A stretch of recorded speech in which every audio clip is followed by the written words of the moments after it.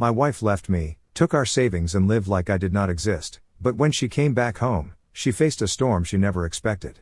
I'm a 48-year-old man. My wife, Donna, a 47-year-old woman, and I have been married for 25 years, well, almost 25 years, if that still even counts anymore. We've got 2 great kids, a daughter, 22, finishing college, and a son, 20, who's in the military. Life wasn't perfect, but we made it work, and for most of those years, I thought we were a team. The last 5 years or so have been hard, though. I'm not going to sugarcoat it. Donna's mom developed dementia in her early 60s, and when her dad passed away, there was really no one else to take care of her. So, Donna asked if we could move her in. Look, I'm not a monster. I didn't love the idea, but I knew how important it was to her, and I agreed. What I didn't realize back then was how much it would take out of both of us. Anyone who's cared for someone with dementia knows exactly what I'm talking about. The days become this endless loop of helping, reminding, and cleaning up messes. Just imagine you're constantly exhausted, watching someone you care about slip away a little more every day. Donna took it the hardest. She was constantly stressed, worrying about her mom and worrying that she'd end up the same way. During COVID, it was like we were trapped in a bubble of stress. Both of us worked from home, so there was no escaping it. Her mom would wander around the house, forgetting where she was, or she'd get upset over something small and completely lose it. Donna would cry at night sometimes, telling me she didn't think she could handle it anymore, and I'd sit there and tell her we were in it together. When her mom finally moved into a memory care facility earlier this year, I thought, okay, we've made it through the worst of it. Things are going to get better now. But the damage was already done. Donna wasn't the same. She felt guilty for putting her mom in another home. She told me she felt like time was slipping away from her, like she didn't have long before dementia got her too. I tried to reassure her, but nothing I said ever seemed to land. We'd always talked about traveling once the kids were out of the house and her mom was taken care of. That was the plan. We'd sell the house, quit our jobs, and travel the world together.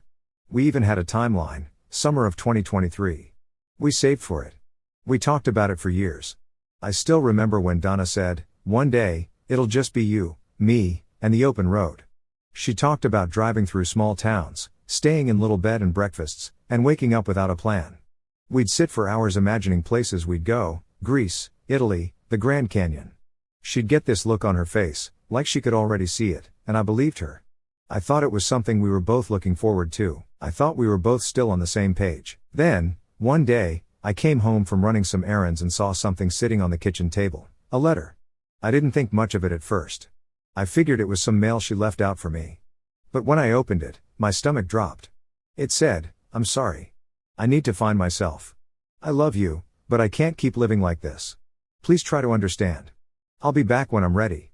I can't even describe what it felt like reading that. I actually stood there for a minute, holding the note, trying to process it, like I couldn't understand the words I was seeing. She left. Just like that. No fight, no warning, no discussion.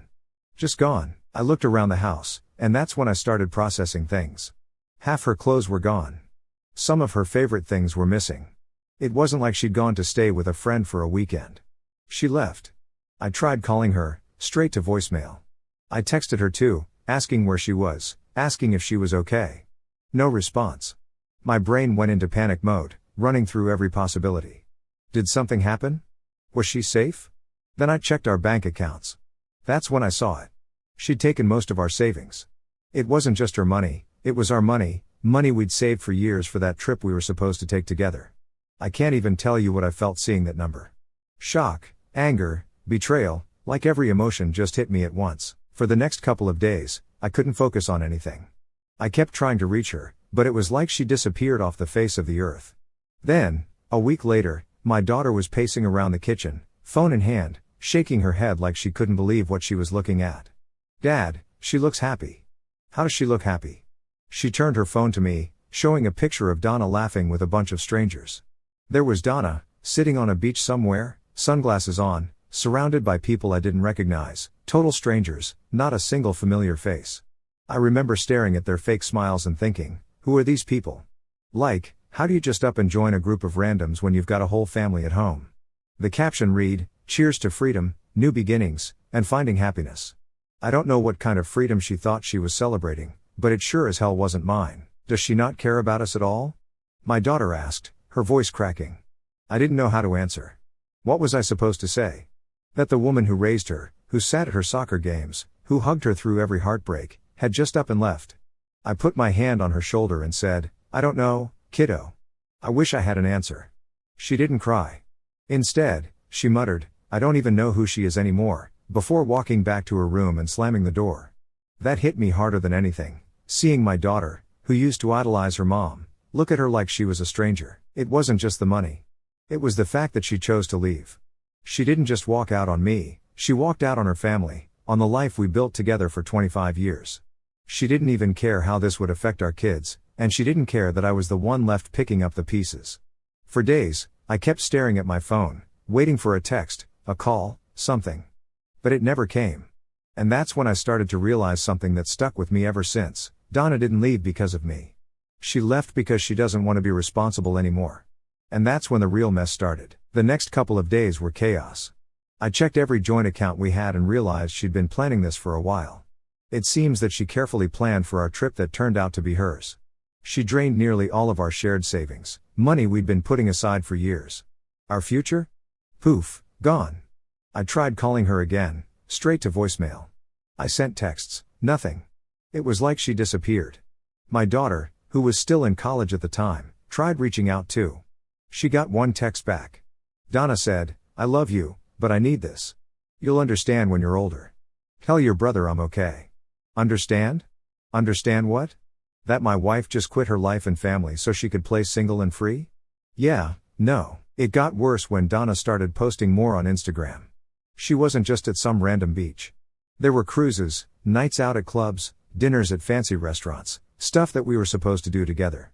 In every picture, she was surrounded by this group of people who clearly had zero responsibility. I don't know how she found them. Were they some old friends I'd never met? Some online group? All I knew was she looked like she was having the time of her life. The captions were even worse, stuff like, "You only get one life, don't waste it," and "Thankful for friends who lift you up." Lift you up? Where were they when we were dealing with her mom? Where were they when she was crying at night, worried she'd end up with dementia? I guess those friends are only fun when you've got money to spend and nothing tying you down. But there was one post that made me lose it.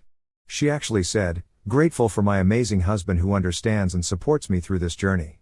I wanted to throw my phone across the room. I wasn't supporting anything. I didn't even know where she was. It was like she was trying to paint this picture where I was just smiling at home, waving her off like this was all part of some big plan.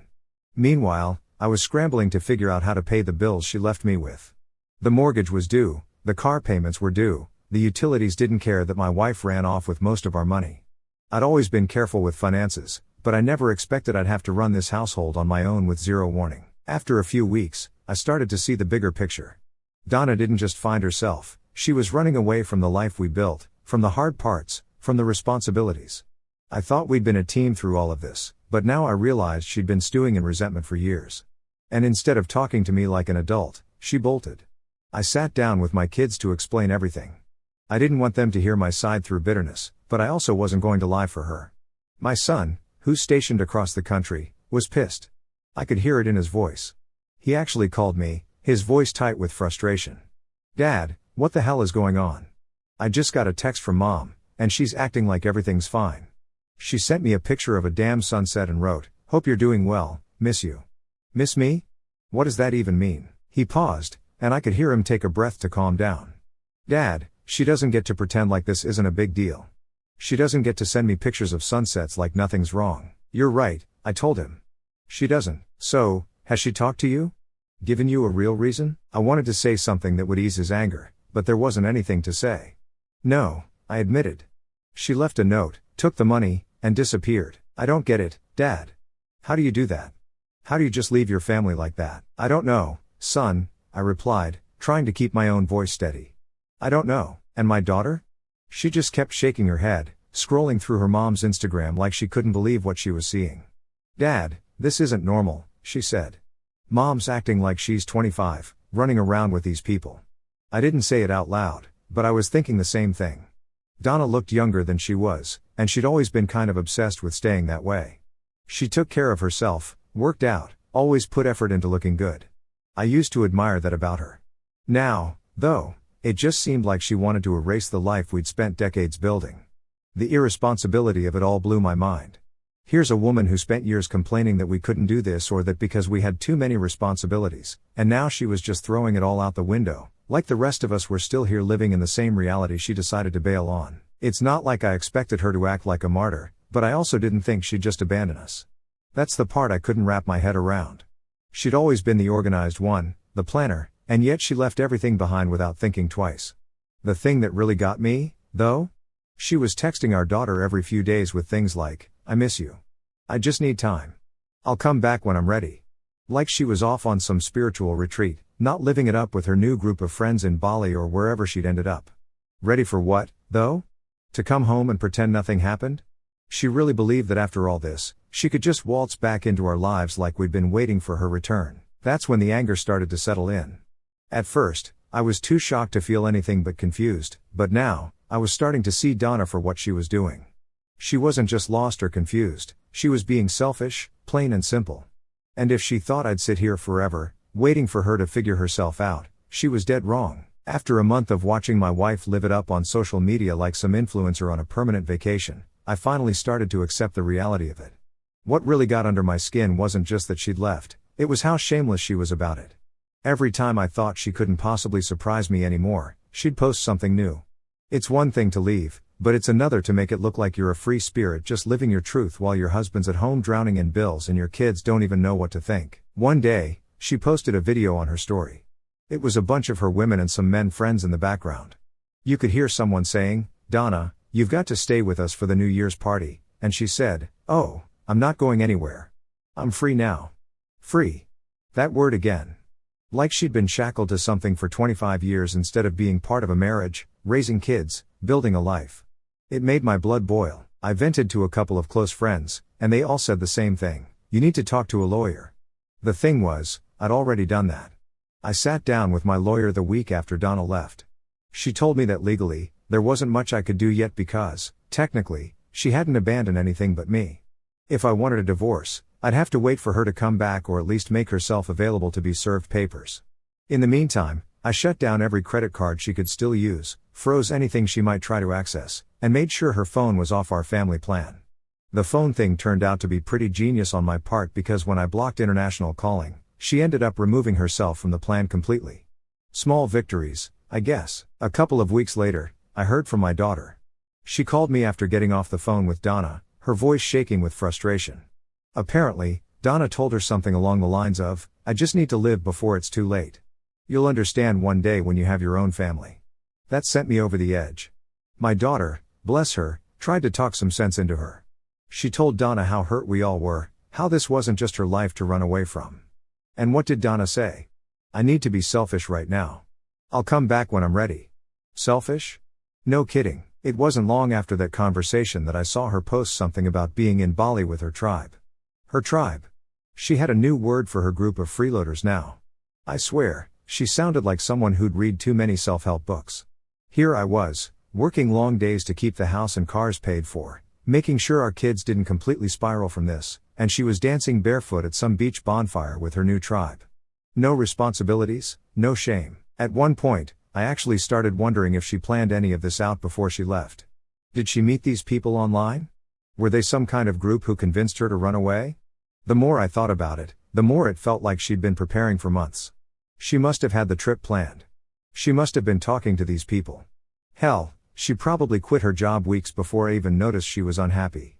But the thing is, whenever I tried asking her for an address to send her legal paperwork, because, yes, I was done waiting, she texted back, "We'll talk about it when I'm ready to come back." She actually believed she could just waltz back into our lives, like we'd all been sitting around waiting for her to find herself. I guess that Donna didn't think she'd done anything wrong. In her mind, this was all perfectly justified. She deserved this, and we were supposed to understand. The entitlement was insane. By the end of that month, I'd had enough. The anger was starting to outweigh the confusion. This wasn't some midlife crisis anymore, this was who she was now, and I wasn't about to sit here and play the role of the supportive husband. So, the next day, I called my lawyer again. I told her I was ready to file for divorce. She has to find a way. No more waiting, no more hoping. I wanted out. She told me we couldn't officially file yet because Donna was still off-grid, but we could have everything ready to go. The papers were drawn up, asset division, repayment for the money she took, the whole thing. The lawyer explained that since I'd been keeping up with the mortgage and the bills alone, the courts would likely factor that in. The plan was simple: when Donna came back, because, eventually, she'd get served. No explanations, no apologies, just papers. I'll be honest, deciding to divorce her wasn't easy. You don't spend 25 years with someone and just let that go overnight. But I wasn't the one who left. I wasn't the one who drained our savings and posted selfies with random strangers in Bali while my family picked up the pieces. Donna made her choice. Now I was making mine. Thanksgiving was coming up, and I wasn't sure what to do. At first, my daughter didn't want to stay home. Too many memories of family dinners with her mom. I didn't blame her. My son couldn't come back from his base, so it was just the two of us. Then, out of nowhere, Donna's sister called me. She invited us to their house for Thanksgiving. At first, I didn't know what to say. Wouldn't it be weird? I didn't want to show up and have everyone staring at me, wondering what Donna was doing. But her sister said something that stuck with me: don't let her choices stop you from having a family. So, I said yes. We drove up to Donna's sister's house the day before Thanksgiving. I was nervous as hell, but when we walked in, it wasn't awkward. It wasn't weird. Donna's family hugged me, hugged my daughter, and treated us like nothing had changed. I think they were embarrassed by what Donna had done, but no one talked about it directly. They just welcomed us in and tried to make it a good day. At one point, Donna's mom's name came up in conversation, and I thought it might get weird, but instead, her brother put his hand on my shoulder and said, "You did right by her, man." We all know that. That was the first time in months that I didn't feel completely alone. My daughter and I sat around the table, eating and laughing with everyone, and I wondered if Donna even realized what she'd thrown away.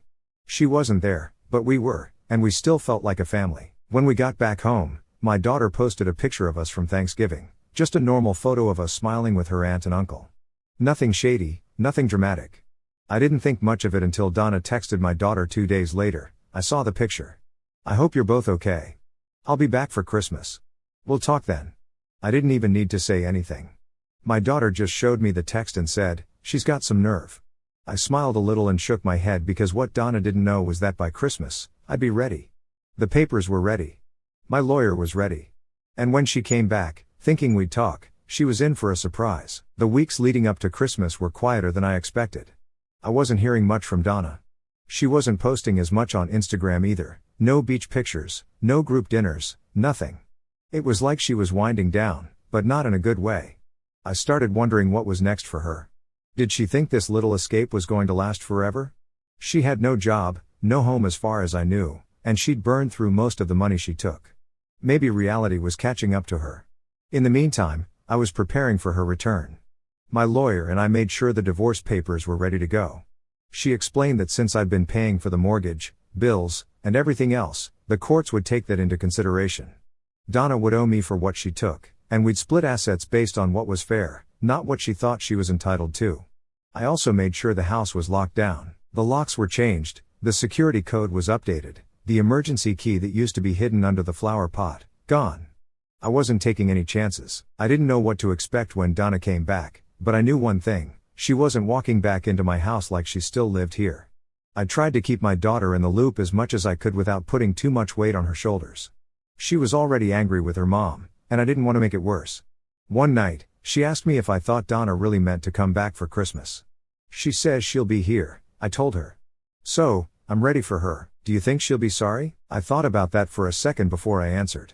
"I don't know, but even if she is, it doesn't change what she did." A few days before Christmas, I got a text from Donna.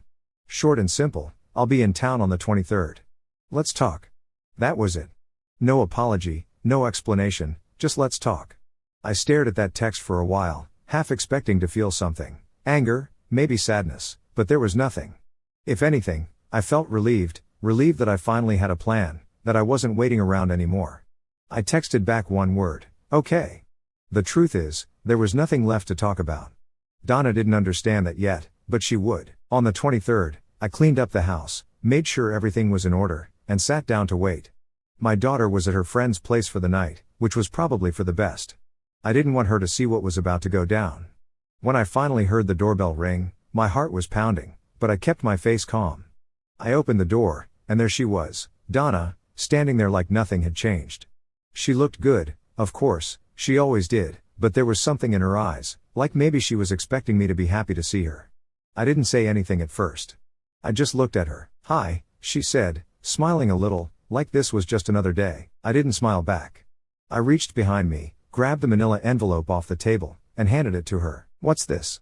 she asked, her smile fading. "Divorce papers," I said. Donna blinked, like she hadn't heard me right. "What? Why?" I looked her dead in the eyes and said, "You left. You made your choice. This is mine." And just like that, the conversation was over. She stood there, frozen. I don't know what she expected when she showed up, but it definitely wasn't that. For a second, I thought she might start crying, but instead, she looked at the envelope in her hands and said, "You didn't have to do this." That one line almost made me lose it. "I didn't have to?" I repeated. "You left. You took our savings, ran off with strangers, and acted like I was fine with it. You're the one who did this, Donna, not me." She opened her mouth, like she was going to argue, but then she stopped. For the first time in months, I think she realized how far gone everything was.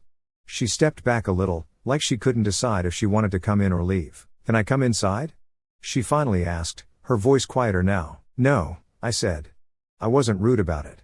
I wasn't yelling or being dramatic. I was just done letting her make the rules, done letting her walk in and out of my life like nothing happened. For a moment, we just stood there, her on the porch and me in the doorway.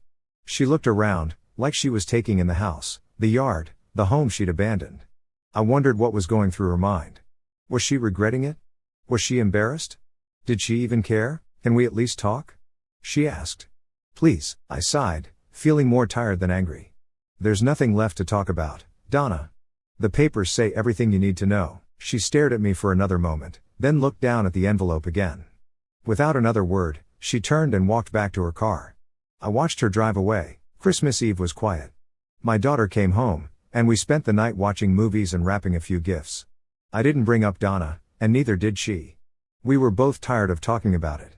At one point, my daughter asked me, "Do you think Mom's going to sign the papers?" "I don't know," I said honestly. "But either way, we're moving forward." Donna was gone. Maybe she'd been gone long before she physically left. Maybe the woman I married was already slipping away, 1 year at a time, while I was too busy holding everything together to notice. Either way, she wasn't coming back, not really. And that was okay. The following weeks were all about tying up loose ends. My lawyer let me know that we could move forward with the divorce, even if Donna refused to cooperate. I didn't expect her to fight it, though.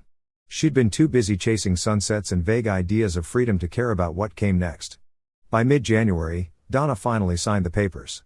No message, no explanation, just her signature at the bottom of the page. When my lawyer called to tell me it was done, I didn't feel the relief I thought I would. It wasn't some big moment where I threw my fist in the air and celebrated. It just felt like closing a door that had been cracked open for too long. I hope she finds whatever it is she thinks she's chasing. I really do. But it won't be with me.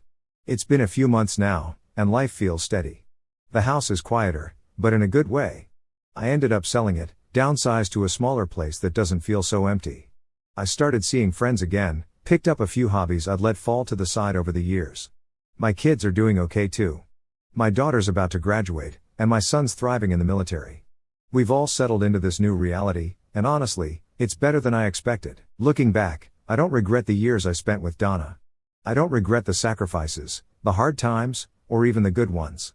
What I regret is letting myself believe I had to hold it all together on my own, that I had to wait for her to decide she was done finding herself to get my life back. I didn't.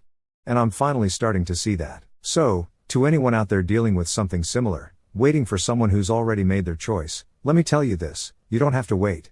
You don't have to hold on to something that's already gone.